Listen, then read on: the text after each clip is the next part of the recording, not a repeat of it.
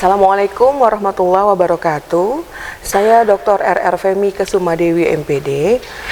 Pada kesempatan berbahagia ini di Mukernas Lemtari yang diselenggarakan di Pusdik Pancasila dan Konstitusi Cisarua, Bogor, sedikit memandang dan mengomentari apa yang disampaikan oleh Bapak Menteri Pendidikan Kebudayaan, Riset dan Teknologi Mendikbud-Ristek Bapak Nadiem Makarim yang berkomitmen menghapus 3 dosa besar pada pendidikan di Indonesia, yaitu perundungan, kekerasan seksual, dan intoleran. Sebagaimana kita ketahui bersama, banyak sekali pemberitaan yang kita dengar di masyarakat terkait kejadian atau peristiwa perundungan-perundungan yang dialami oleh siswa, baik itu di lembaga pendidikannya maupun di masyarakat, yang sangat membuat hati kita menjadi terketuk sebagai seorang pendidik bahwasanya ini tidak boleh terjadi kembali gitu di masa yang akan datang. Kemudian juga kekerasan seksual yang juga terjadi bagi para siswa, baik itu di dalam lembaga pendidikan sendiri maupun dalam masyarakat, ini juga merupakan PR yang cukup besar bagi kita seorang pendidik, khususnya yang berkecimpung dalam pendidikan masyarakat. Saya sangat concern pada kasus atau masalah ini terkait bidang kerja saya di DPD Kabupaten Bogor, yang mana memang kita mencermati angka IPM di Kabupaten Bogor masih rendah, di mana juga banyak sekali kasus kekerasan yang kita temui di Kabupaten Bogor untuk anak-anak dan remaja. Ini yang kita cermati bersama, terutama bagi saya di DPD Bogor, menghimpun anak-anak putus sekolah, kemudian anak-anak jalanan yang kita didik di dalam lembaga pendidikan yang kami bentuk, yaitu Cita Insan Motekar. Dan ini juga salah satu program kerja dari DPD Lemtari di bawah program kerja saya sebagai bidang pemberdayaan perempuan dan pelindungan anak. Kemudian juga kita bekerja sama dengan pemerintah desa di Kabupaten Bogor terkait bagaimana menciptakan desa ramah anak. Kemudian menginisiasi juga desa wisata berwawasan pendidikan, dan kemudian juga menghimpun anak-anak putus sekolah di desa tersebut untuk kita didik dalam ranah pendidikan life skill. Pendidikan life skill di sini disesuaikan juga dengan muatan lokal atau kearifan lokal yang ada di daerah masing-masing, terutama di desa-desa yang berada di Kabupaten Bogor.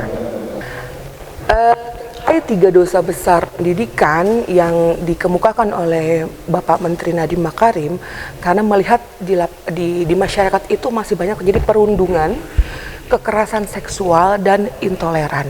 Kita melihat di masyarakat memang seperti beberapa waktu kejadian yang lalu kita mendengar bersama ada viral ya tentang seorang remaja yang melakukan kekerasan fisik, penganiayaan terhadap sesama remaja juga. Kemudian itu terjadi di depan umum begitu ya.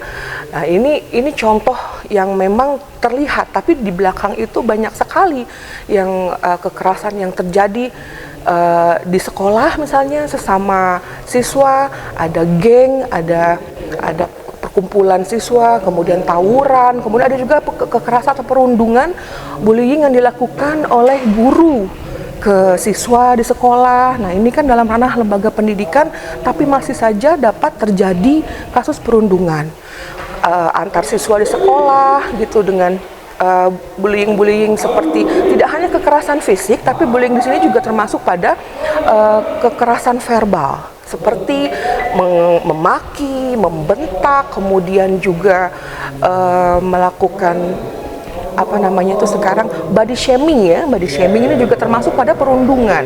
Jadi perundungan secara psikis juga, tidak hanya secara fisik. Nah, ini yang dimaksudkan perundungan itu bisa secara verbal dan juga bisa secara fisik. Dan perundungan secara verbal juga tidak main-main berdampak kepada psikologis siswa atau anak ya. Misalkan di dalam rumah tangga sendiri gitu, di dalam keluarga, pendidikan informal, orang tua atau seorang ibu masih banyak yang melakukan yang mendidik anaknya dengan kekerasan seperti memaki, kemudian membandingkan anak dengan anak yang lain seperti itu. Itu juga termasuk pada perundungan. Nah, ini yang memang harus kita selesaikan dari awal atau ranah pendidikan informal, pendidikan keluarga dulu begitu.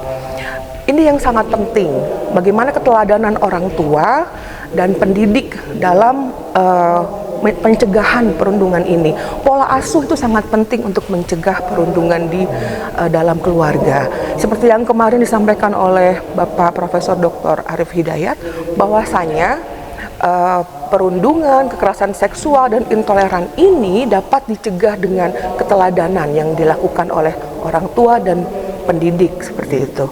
Lalu untuk kekerasan seksual sendiri banyak terjadi pada anak mendapatkan kekerasan seksual dari orang terdekatnya sendiri, dari orang-orang bahkan dari keluarganya sendiri.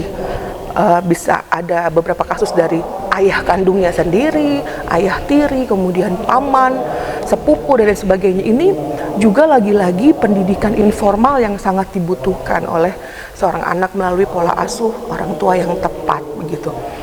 Lalu yang terakhir adalah intoleran. Nah, kita banyak sekali sekarang ini melihat di masyarakat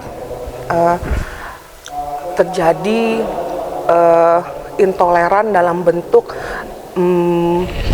membangga-banggakan suku sendiri, misalnya chauvinisme gitu. Kemudian banyak ujaran-ujaran kebencian yang disampaikan di media sosial terkait satu suku, bangsa maupun agama, demikian. Ini yang juga harus terus diperhatikan oleh orang tua di rumah dalam mendampingi putra-putrinya bergaul, baik itu di dunia nyata maupun di dunia maya atau di dunia digital pada saat ini. Orang tua harus terus melakukan pendampingan kepada anak melalui pola asuh yang juga dikombin dengan beberapa skill yang harus dimiliki dalam era digital ini. Orang tua harus memiliki digital safety, digital skill, kemudian digital culture juga harus dikenalkan kepada anak, diajarkan kepada anak agar mereka dapat selamat gitu bergaul, baik itu di dunia nyata maupun di dunia maya. Kita memiliki nenek moyang atau leluhur yang luar biasa, memiliki nilai dan norma yang termaktub pada norma adat istiadat. Ini yang harus terus dilestarikan oleh masyarakat, apapun itu suku bangsanya, misalkan baik di orang Sunda, orang Jawa, orang Minang ya, dan masyarakat adat dari daerah manapun pasti memiliki aturan adat istiadat yang baku terkait pola asuh dan aturan tata kehidupan sedari dini sampai mereka dewasa. Ini yang harus terus diterapkan dan dilestarikan. Itulah fungsinya mungkin Lemtari di sini untuk terus memasyarakatkan hukum adat, mensosialisasikan kembali adat istiadat yang sudah terlupa begitu. Padahal jauh dari sebelum terbentuknya Indonesia sendiri gitu ya, masyarakat adat Indonesia dari Sabang sampai Merauke sudah memiliki tata kehidupan yang kuat gitu, dengan reward and punishment-nya itu sebenarnya sudah jelas, masyarakat adat kita memilikinya gitu. Misalkan kalau berdua-dua laki perempuan di tempat sembunyi, tempat gelap itu tidak boleh dulu gitu ya. Bagaimana mereka membuat hukuman kepada mereka yang berbuat kesalahan, misalnya dalam tanda kutip pacaran gitu, di masyarakat adat sebelum sebelum kita memiliki hukum positif dulu itu juga sudah ada begitu ya, punishment-nya begitu, hukumannya bagi kita yang melanggar adat. Nah, ini yang harus diterapkan. Saya yakin ketika hukum adat itu diterapkan dengan baik ya, yang tidak bertentangan tentunya dengan syariat agama dan Pancasila, pasti membantu menstabilkan gitu ya ketahanan negara gitu ya, menstabilkan kehidupan bermasyarakat di Indonesia gitu, membantu hukum positif gitu yang paling tidak meminimalisir terjadinya penyimpangan-penyimpangan di masyarakat begitu dengan diterapkannya hukum adat pada masyarakat adat begitu.